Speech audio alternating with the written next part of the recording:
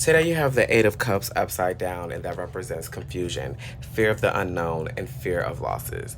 That's usually exactly where somebody is when they're about to break through into their highest reality and conquer their dreams, honestly. Like, you don't necessarily know what's coming, so it's scary because you're not familiar with it. And you're also scared of losing everything that you do know because you have to become a different person to attract a different reality. You understand? And it's just like you have to do things and be a thing that you've never been before, and that can be scary and cause confusion within yourself, within reality, within the people that know you.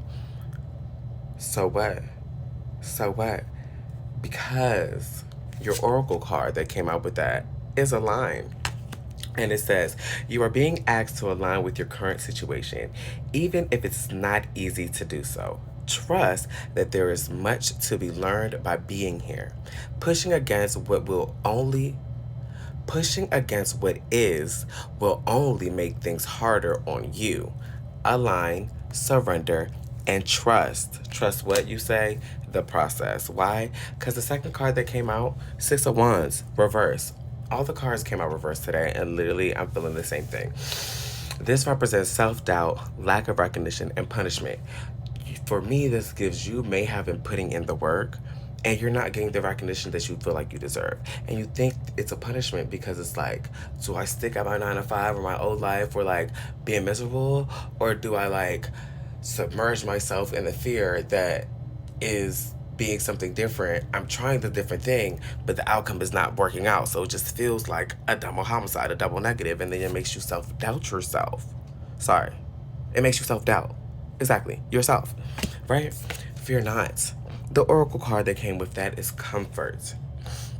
And it says, how can you bring more comfort into your life? You can increase your comfort through tangible things, such as soft clothes and food, and intangible things, such as thinking loving thoughts about yourself and inviting peace into your heart. Self doubt, loving thoughts. Let's get to it. You have to believe in yourself, baby. You have to believe in yourself. This is a transitional period right now. It's going to be uncomfortable. Third card that came out, Eight of Wands in reverse. That represents obstacles, waiting, and slowing down. I think we have a clear theme here. The obstacles are making you wait for the recognition that you were desiring. Slow down, baby. Take your time. Patience is a virtue. Enjoy the journey. Learn the lessons. Evolve.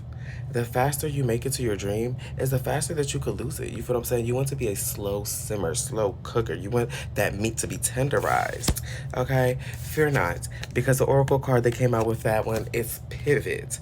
And it says, sometimes when things aren't falling into place after trying and trying, it's time to ask yourself if pivoting is some way sorry, if pivoting in some way would be a good idea so that your life can flow more easily and effortlessly. How can you pivot, even if it's a little bit? For me, what I received there is you may not necessarily have to pivot what you're actually doing. You might have to pivot your perspective. Your perspective, you might have to pivot your intention, your need for the validation right here, right now, your need for the proof. You know what I'm saying? For us, it feels like seeing is believing. And if anything, believing is seeing. You have to believe it, you have to know it, you have to be it, and then you will see that you were correct. Bottom of the deck energy, strength card in reverse.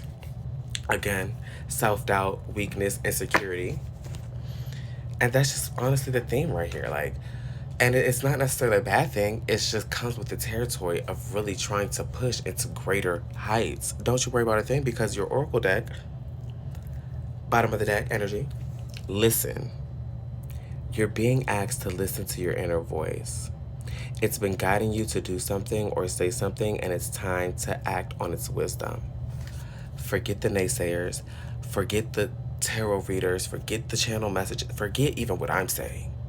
Forget the haters, forget your parents, forget family, forget friends. Your inner voice is calling you to do something. That inner voice is literally connected to source, God, universe, energy, Mother Nature, whatever you believe in. It is asking you to do or say something or continue to do and say something.